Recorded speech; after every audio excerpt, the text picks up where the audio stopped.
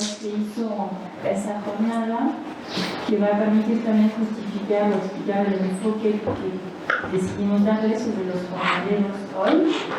Y también quisiera presentar la dinámica del día. Esa jornada, la jornada de hoy, se inscribe en estos 2 días de trabajo sobre las migraciones en México. Esas jornadas, como lo contó ayer Bernard Taller, fue un pedido de la Embajada de México en Guatemala que surgió en el momento del auge de los movimientos migratorios del otoño pasado. Y ahí Bernard y con el CENCA decidimos trabajar también en México, no solamente hacer días de trabajo en Guatemala, sino también trabajar en México. Y por varias razones que ahora voy a explicar, decidí cómo hacer una jornada con un enfoque sobre migración, agricultura, empleo y trabajar más precisamente sobre los jornaleros. Atrás de esa decisión hay como un triple contexto. Primero, en Francia estaba trabajando yo en un programa que se llama Camigri, que está llevado a cabo por la Universidad de Poitiers y un laboratorio de investigación que se llama Migrantaire. Ese programa trabaja sobre la instalación de migrantes en el campo francés. Tomamos 3 regiones de trabajo y tomamos varios tipos de perfiles de migrantes. Trabajamos con inmigrantes con un perfil socioeconómico un poco alto, de británicos, holandeses, belgas, que se instalaban con su residencia secundaria o hasta con su residencia principal, y ellos también se instalaban en un cierto tipo de agricultura con una dinámica de agricultura de calidad o de una agricultura también podía ser de alta tecnología, pero entonces era un perfil más bien socioeconómico alto. El segundo perfil que trabajamos en ese proyecto fue un perfil de jornaleros que venían de Bulgaria, Rumania, África del Norte también, que venían para el trabajo temporario, la cosecha de melones y de otros tipos de frutas de la región. Y el tercer perfil era un perfil de refugiados, porque en ciertos lugares del campo francés se instalaron albergues para recibir a refugiados o personas que estaban pidiendo el estatus de refugiados. A través de ese programa trabajamos sobre 3 dinámicas: una dinámica sobre el alojamiento, otra dinámica sobre el acceso a los servicios básicos en el campo, y la tercera dinámica fue sobre el cambio de las prácticas agrícolas.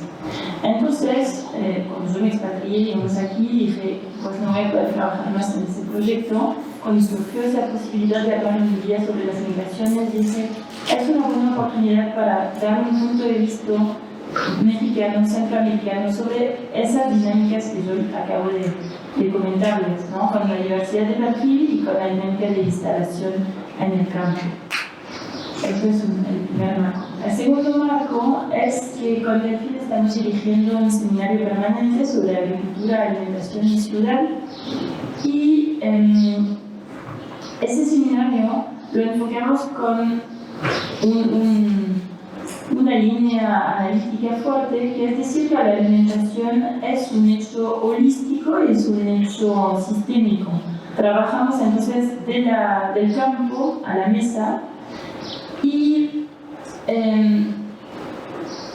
afirmar el rol de los jornaleros en la alimentación de los ciudadanos, de los urbanos, nos pareció muy importante para recordar cómo hoy no podríamos tener alimentos en nuestros platos si no fuese por personas que están escondidas detrás de nuestros platos. Y esas personas no solamente son los actores de la logística, del transporte, de la comercialización, no solamente son los agricultores, sino también los que apoyan la producción de alimentos o que hasta están en la base de la producción de alimentos.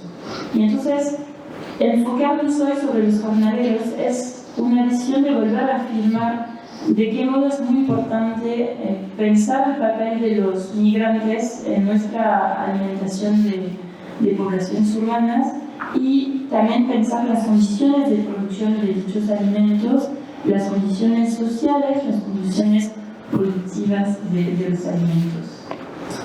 Y hubo también un tercer marco que apareció también en el transcurso de los meses, que fue a raíz de una discusión, una charla con la cooperación agrícola, representada con Florence Berrier, y la cooperación agrícola nos habló que un pedido del gobierno mexicano hacia la cooperación agrícola francesa era entender cuál era el papel de los migrantes en el campo mexicano y ver cómo la experticia que habíamos podido tener en Francia sobre los migrantes de la agricultura podía también apoyar a las políticas y las dinámicas mexicanas sobre el tema.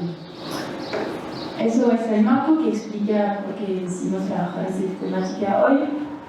Tenemos, después de la introducción de Delphine, tenemos dos tiempos, una mesa esta mañana sobre la diversidad de los perfiles migratorios en el campo y por la tarde un trabajo sobre las transformaciones del campo bajo la presencia de los migrantes, transformaciones del campo a nivel de servicios, de alojamiento y también de las dinámicas agrícolas. Y luego tendremos el placer de tener una síntesis, una conclusión que permitirá dar conclusiones para el futuro y para seguir trabajando esa temática en otros proyectos. Quisimos con Delphine poner una dinámica donde cada uno tenga tiempo de exponer, cada uno va a tener como 25 o 30 minutos para exponer, y luego igual dejamos un espacio importante para debate y charlas, entonces no duden en hacer preguntas y en participar de esa dinámica de preguntas después de las charlas individuales de cada uno. Y pues creo que es todo, y ya vamos a poder empezar. Les presento entonces a Delphine Fournier. Delphine es doctora en geografía, ya es experta en esa cuestión de migraciones, en campo, agricultura, ambiente y en Centroamérica. Y ella trabaja en el PUEC, allá es como trabaja con esas temáticas del acceso de la alimentación en la ciudad, entre otros proyectos que permiten entender esa dinámica de ordenamiento territorial de la Ciudad de México. Y también es profesora en la UAM y trabaja también esas temáticas de campo, más bien como dinámicas territoriales y desarrollo rural. Que tengan un buen día. Muchas gracias. Buenos días a todas y todos. Me da mucho gusto abrir esta jornada, efectivamente con un poco el reto de articular, como ya lo mencionó Vivi, temáticas que estamos desarrollando dentro del Seminario Permanente de Agricultura, Alimentación y Ciudad, con el tema de los mercados laborales y de la integración de trabajadores jornaleros, que como de primera vista parece que no tiene tanto vínculo, ¿no?, los dos temas. Entonces nos importó mucho con Julie hacer esta relación. Efectivamente, desde mis investigaciones anteriores, mis intereses, he trabajado este tema de la migración y de la relación con el campo en Nicaragua y en el Istmo de Tehuantepec. Y ahora, desde mis labores en el programa universitario de estudios sobre la ciudad, trabajo más cuestiones de sistemas agroalimentarios, de espacios periurbanos en la zona metropolitana de México, y en particular con Julie estamos haciendo trabajo de campo en la central de abasto de Iztapalapa. Entonces estamos como trabajando también esta dimensión de la gran metrópolis, la ciudad como espacio de consumo masivo, ¿no?, de consumo de alimentos masivo, y el reto de la seguridad alimentaria. Entonces nos parece muy estimulante abordar la problemática de la migración y de los mercados laborales relacionados con la agricultura, siempre pensando en esta relación alimentación-agricultura, las condiciones de trabajo, de movilidad, de reproducción social de los jornaleros y la reconfiguración de los espacios rurales. Todo esto a la luz de las preguntas que nos planteamos desde nuestro seminario, es decir, esta perspectiva de diferentes vertientes muy articuladas, aunque a veces menos visibles, como la isla de los trabajadores agrícolas en el tema del consumo de alimentos en las ciudades. Un primer punto que me parece importante es pensar del campo a la ciudad, de la ciudad del campo, cómo estamos vinculando estas temáticas. Primero, con el reto de superar la dicotomía entre agricultura y alimentación. Desde nuestro seminario tenemos este objetivo de observar y analizar las desigualdades que atraviesan el conjunto de los sistemas agroalimentarios en todo el abanico, ¿no? Desde los espacios de producción, de transformación, de transporte, redes de comercialización, distribución, consumo y hasta los desechos, el reciclaje, etc. Y pensar conjuntamente los componentes de los sistemas agroalimentarios: la tierra, la comercialización, los mercados laborales, efectivamente, las desigualdades en el acceso a los alimentos y hasta temas de salud, de relación al cuerpo, etc. Teniendo en cuenta toda la complejidad de estas relaciones de asimetría y de interdependencia. Revisando la literatura,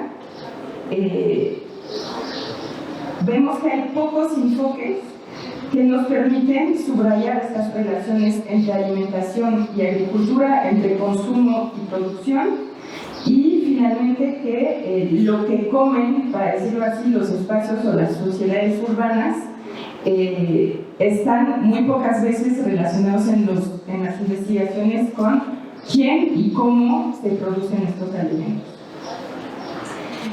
Por lo tanto, viene también este debate, este viejo debate sobre la frontera urbano-rural.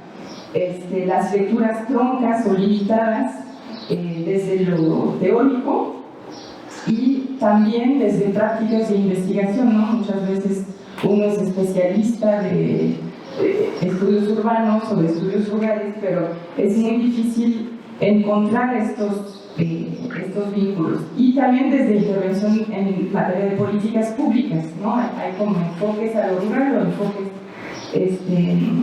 a lo urbano. Existe efectivamente intereses y producción académica, ¿no? Sobre el periurbano, sobre las coronas regionales, sobre los vínculos campo-ciudad, en particular desde cuestiones de medio ambiente, de vivienda, de la expansión urbana, de los conflictos agrarios vinculados con esto. Pero para nosotras nos estamos enfocando al estudio de los sistemas agroalimentarios, que nos parecen como un campo privilegiado, un lente estimulante para estar estudiando estas relaciones territoriales que son complejas. En términos de aparato teórico, y revisando la emergencia y el uso de conceptos desde diferentes perspectivas, hay como dos conceptos que nos ayudan. Por un lado, la idea de soberanía alimentaria, que se piensa como una respuesta a los límites de las estrategias globales impuestas para garantizar la seguridad alimentaria, destacando la importancia del derecho de los pueblos y de los estados a definir una política propia en términos de agricultura sobre todo, y es un enfoque que surge sobre todo desde los espacios rurales, desde Latinoamérica, ¿no? Con Vía Campesina, por ejemplo, desde una problemática muy rural, muy campesina, y desde los retos de la pequeña o de la mediana producción agrícola, ¿no? Por otro lado, es muy interesante otra noción que viene de otros enfoques, otras perspectivas, que es la de justicia alimentaria, que, digamos, es una noción al mismo tiempo que un movimiento social y que busca atender problemáticas sobre todo de desigualdades y de relaciones de poder, desde lo socioeconómico, pero también desde lo racial, desde problemáticas de género, de marginalidad urbana, etc., de las minorías. Y ahí la justicia alimentaria se piensa más en términos de acceso a la alimentación y por lo tanto se piensa más desde la ciudad, en particular desde ciudades norteamericanas, ¿no? Es una noción que nace en particular en los Estados Unidos. Ahí está la preocupación por distribuir de forma equitativa los beneficios y los riesgos asociados con las maneras en las que se producen, se procesan, se distribuyen y se consumen los alimentos. Y entonces hay un acento en la noción de justicia más o además de la noción de sostenible, ¿no? Puede haber dinámicas de sustentabilidad sin contextos de justicia.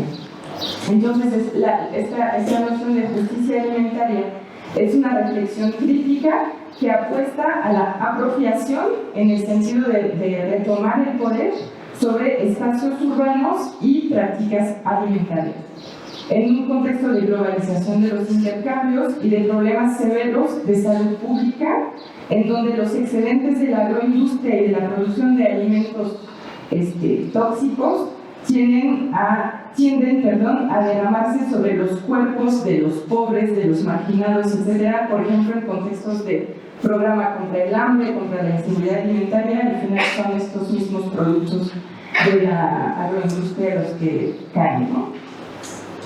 Y México, entre estas dos nociones de soberanía alimentaria y de justicia alimentaria, pues se encuentra un poco en medio, ¿no?, de estas perspectivas teóricas, y nos parece ser un espacio interesante para discutirlo. Y el empleo en esto, ¿no? ¿Cómo estamos leyendo, analizando el tema del empleo, del trabajo, de los mercados laborales desde estas perspectivas? Desde la literatura sobre justicia alimentaria, la migración sí está muy presente, pero sobre todo pensando en los migrantes pobres, marginalizados en contextos urbanos, ¿no? Migrantes dentro de las ciudades norteamericanas, por ejemplo, y cuáles son sus condiciones de acceso a la alimentación. Desde una perspectiva de justicia social, de una mejor visibilidad de las condiciones de consumo. También, en menor medida, se preocupa desde esta perspectiva de justicia espacial por las condiciones de producción de los alimentos. Un poco, sí hay como mención, ¿no?, de las condiciones de los trabajadores jornaleros agrícolas, pero también de los trabajadores migrantes, por ejemplo, en las etapas de transformación de los alimentos, en la agroindustria agroalimentaria, en los obreros en los mataderos, por ejemplo, ¿no?, pensando también en todo el consumo de carne, en las empacadoras, etcétera, ¿no? Sí existe esta preocupación, y en términos de condiciones de los jornaleros agrícolas podemos pensar, por ejemplo, en dinámicas de boicot a ciertas empresas de discurso, por ejemplo, ¿no? O sea, como movimiento de parte de los consumidores. Pero en general hay poca visibilidad de la cuestión de la migración de los trabajadores temporales, del empleo y de los mercados laborales en estos temas. Con Julie estamos organizando un congreso sobre justicia y soberanía alimentaria, y tenemos diferentes grupos de trabajo, los que propusimos en la convocatoria, y fue muy notorio ver que el grupo de trabajo sobre empleo, sobre mercados laborales, sobre migración, recibió muy pocas propuestas, ¿no? Y entonces ahí vimos que es un tema que los que trabajan este tema no se identifican tal vez con estas nociones nos parece interesante notar que ahí como que este clic no parece que no se hace. Ahora bien, pensando también estas preguntas desde dinámicas de reconfiguración geopolítica regional, territorios de la agricultura intensiva y mercados laborales. Aquí me quisiera enfocar en dinámicas territoriales sobre todo. Estamos en contextos de recientes transformaciones geopolíticas desde diferentes escalas, en términos de lógicas económicas y productivas, pero también en términos de migración. Como viendo a tres niveles. A nivel nacional, pues estamos desde hace casi 6 meses en contextos de transición política en México, que ha estado acompañado de todo un discurso sobre la soberanía y la autosuficiencia alimentaria. Existe una subsecretaría en la SADER, ¿no?, sobre autosuficiencia alimentaria. La SADER es el Ministerio de la Agricultura y del Desarrollo Rural. Entonces, viene con el gobierno de AMLO, por lo menos en el discurso, viene toda esta preocupación sobre pequeño y mediano productor, sobre una forma de justicia social, sobre los espacios campesinos, indígenas, etc. O sea, es como algo nuevo. Representa un discurso alentador, ¿no?, en términos de atención al campo mexicano, pero es bastante poco presente la cuestión de los mercados laborales dentro de estos posicionamientos políticos, y del desarrollo, hasta del desarrollo del sector agroindustrial, que parece que tiene todavía como mucha importancia desde el norte del país, por ejemplo. Me acordé, pensando en esto, de una declaración del padre Solalinde en noviembre del 2018, antes de que realmente tomara posición AMLO, después de que él hubiera declinado la propuesta de AMLO de ser responsable de la CNDH. Y Solalinde hablaba en este contexto de las caravanas de los centroamericanos, ¿no? Y dice, lo cito: México en estos momentos tiene capacidad de ofrecer trabajo no solo a los mexicanos, sino también a los migrantes centroamericanos en el campo y en las obras de infraestructura. Algunos de los centroamericanos que se dirigen a Estados Unidos en caravana optarán por quedarse en el país, y les puedo asegurar que los migrantes no nos van a quitar ninguna oportunidad. Nuestro campo está tirado y ellos lo pueden levantar. Entonces Solalinde se posiciona así con esta idea de que pues esto que decíamos ayer, ¿no?, las oportunidades de los centroamericanos de quedarse en México, y que sí hay mercados laborales, y cómo se vinculaba esto como a una oportunidad para ayudar a refinar el campo mexicano. Segundo nivel son las relaciones de México con el norte, ¿no?, en contextos del muro de Trump, de criminalización del migrante, etc. Desde el discurso de la migración regular, ordenada, controlada, según las necesidades de las economías y de los mercados laborales.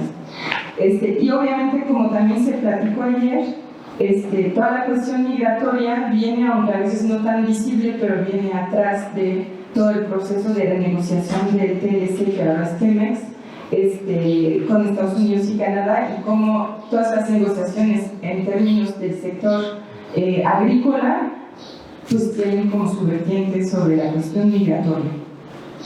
Y tercer punto, la relación de México hacia el sur, ¿no? Cómo México se posiciona, ve hacia Centroamérica. Pues yo siempre intentando provocar, ¿no?, más atención a los flujos migratorios sur-sur de Centroamérica a México, pero también dentro de Centroamérica, y la relación de la situación del campo centroamericano y de la situación del campo mexicano para atender la situación migratoria actual. Para estas dos entradas por el territorio que permiten comprender esta relación sistemas agroalimentarios y mercados laborales y migración, pues hay dos nociones o dos objetos territoriales que me parecen interesantes. Uno es el enclave, el enclave y la frontera. ¿Cómo voy de tiempo? Desde el punto de vista de los enclaves, la producción de exportación se realiza en estos espacios, ¿no? De enclave agrícola, término que podemos definir desde diferentes puntos. Uno, el posicionamiento de estos territorios en lógicas de intercambio de la economía globalizada, estatutos jurídicos y fiscales desgajosos en términos de competitividad mundial, actividades reticulares que son estructuradas y orientadas desde y hacia el exterior, con mucha dependencia de inversiones de mercados extranjeros, y modelos de producción muy desigual en las relaciones de fuerza entre trabajo y capital, con mucha fragmentación espacial y social. La producción de enclave en América Central y en México tiene su origen en procesos y lógicas económicas muy viejas, muy antiguas, ¿no? Noel Remig, por ejemplo, lo ha trabajado mucho. Desde el proyecto colonial, obviamente, y la explotación de recursos naturales y laborales, con el fin de desarrollar este proyecto colonial, controlar espacios y sentar dominación. El sector de la mina, de la agricultura extensiva, de la plantación, de los puertos, más recientemente del turismo, son sectores que funcionan bajo estas lógicas de enclave y tienen mucha continuidad hoy en día en todo el continente latinoamericano. Entonces, se puede considerar la agricultura intensiva como parte de estos megaproyectos del capital globalizado. Lo podemos comparar a minas, centrales eléctricas, presas, etcétera, que afectan sociedades y territorios. Y que afectan especialmente en el medio rural, que se convierte o que de por sí es expulsor de mano de obra migrante. En Centroamérica y también es interesante relacionarlo con otros contextos, por ejemplo en los Andes, o donde hubo recientemente gobiernos de izquierda progresista. Hay todo un debate sobre el extractivismo agrícola, ¿no? Como estos gobiernos finalmente también han promovido este tipo de proyectos. Yo conozco en particular el caso de la piña en Costa Rica, o de la palma africana en Honduras, ¿no? Que son así estos productos emblemáticos del extractivismo agrícola en Centroamérica, donde tenemos un carácter depredador de estos monocultivos en términos de exportación, de acaparamiento de tierra, despojo, daños al medio ambiente, al agua, a la fertilidad de los suelos, etcétera, pero también, y es a lo que vamos hoy, en términos de uso de la fuerza de trabajo, ¿no? Y de los flujos migratorios que esto provoca. Entonces es ahí donde queremos hoy hacer este vínculo entre las cadenas de valor agrícolas y el fenómeno de la migración internacional. La presencia de estos enclaves en la agricultura de exportación se relaciona con la pérdida de competitividad y la marginalización de la pequeña producción campesina. Creo que esto es un punto clave para contextualizar la migración y la activación de estos mercados laborales y la formación de los mercados laborales de jornaleros migrantes, ¿no? Tanto internos como internacionales. Este tema de los enclaves lo ha trabajado, por ejemplo, mucho Sara Lara, ¿no? en Sinaloa, en el norte del país. Entonces, las preguntas irían por ahí, ¿no? Sobre este tema de los enclaves agrícolas. ¿De qué manera el sector de la agricultura de enclave, tanto en México como en Centroamérica, provoca la construcción de territoriales desiguales como un factor clave que permite explicar situación de pobreza, de exclusión y por lo tanto de migración, ¿no? La agricultura de enclave como contexto de los mercados laborales jornaleros, pero también como un factor de expulsión de los migrantes centroamericanos. actualmente. La hipótesis ahí es que hay que ver esta reciente ola migratoria centroamericana, como a veces se le llama, no solamente como el resultado de la violencia, de la inestabilidad política, que es lo que se menciona mucho, sino también desde el punto de vista de procesos históricos de despojo, de concentración de los recursos agrarios, que contribuyen a una mayor vulnerabilidad del sector campesino en la zona y a la formación de nuevos mercados laborales y a la aceleración creciente de los flujos migratorios que atraviesan México hoy en día. A lo que voy es que finalmente esta agricultura intensiva de exportación es parte o es raíz de alguna manera de los fenómenos de violencia socioeconómica en Centroamérica de los que siempre escuchamos.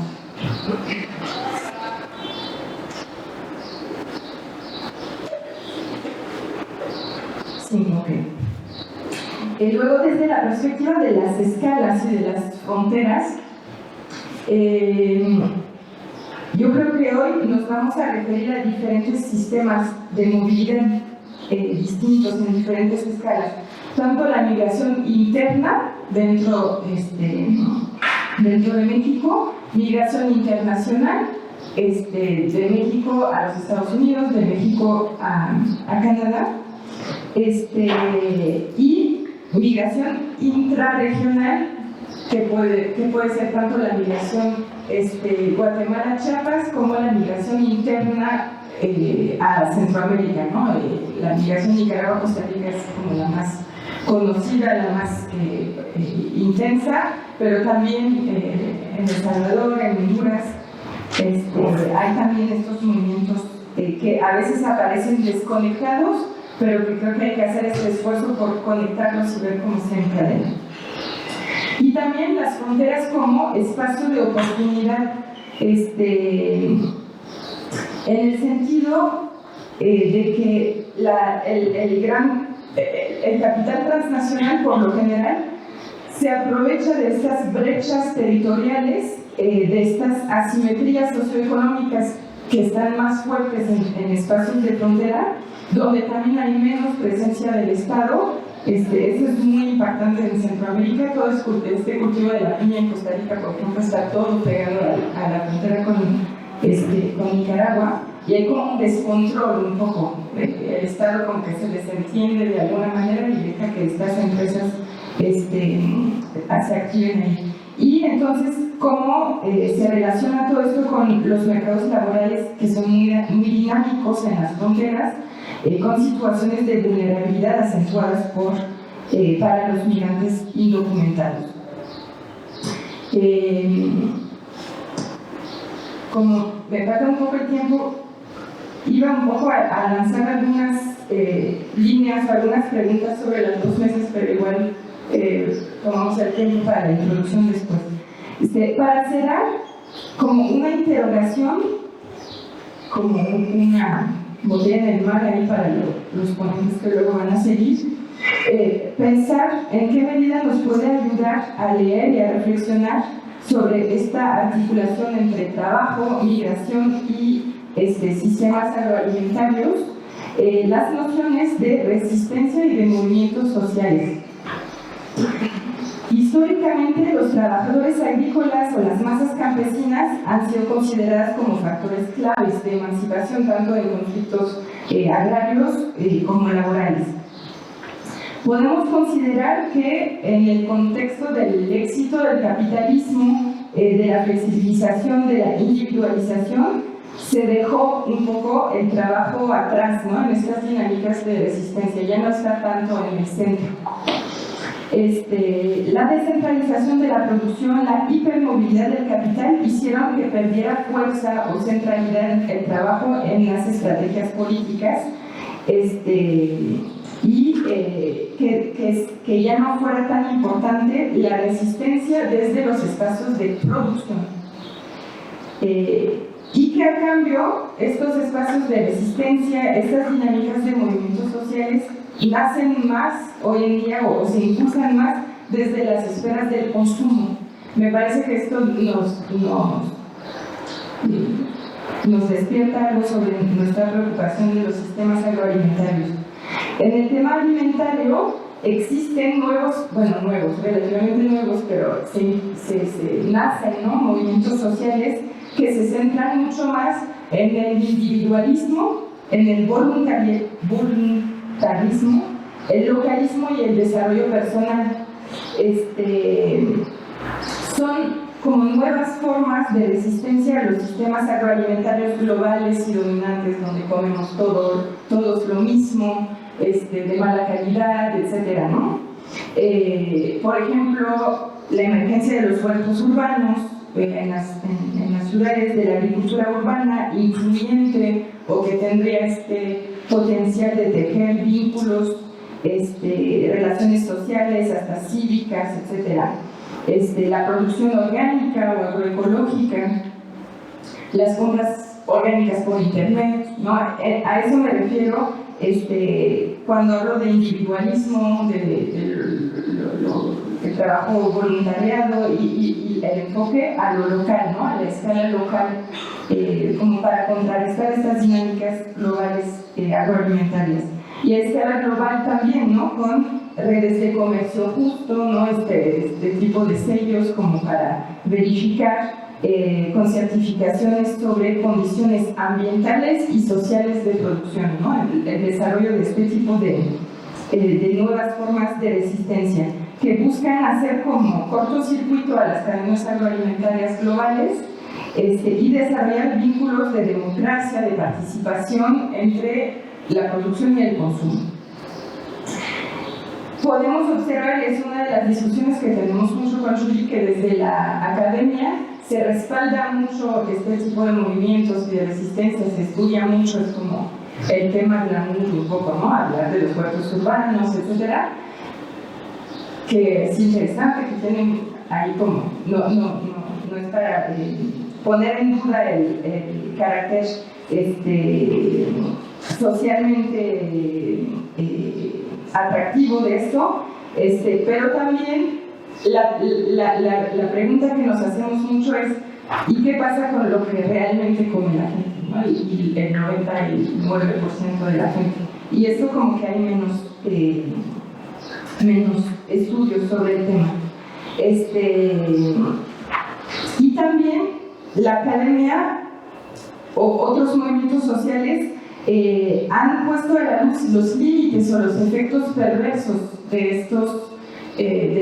estas nuevas formas de resistencia desde el consumo, subrayando 3 puntos: la capacidad de las grandes firmas transnacionales de cooptar y reapropiarse de estas nuevas demandas a través de marcas de certificación orgánicas que al final hacen pasar lo orgánico a través de producción masiva. La dimensión poco crítica de estas formas de resistencia, que si bien se presentan como reacciones anticapitalistas, más bien reproducen muchas veces lógicas capitalistas y de dominación,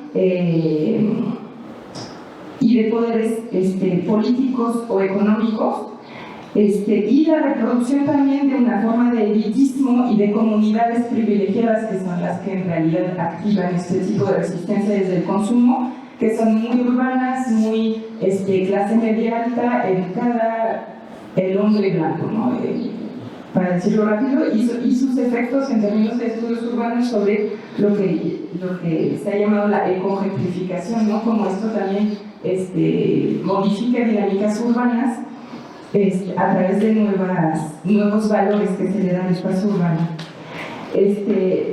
Y también dejando fuera de la discusión, por lo general, la cuestión de las condiciones laborales, de la organización social del trabajo, de la producción, y los impactos en las zonas rurales, tanto desde el punto de vista del pequeño campesinato de los territorios rurales, como de la producción intensiva, que es la que moviliza los mercados laborales jornaleros.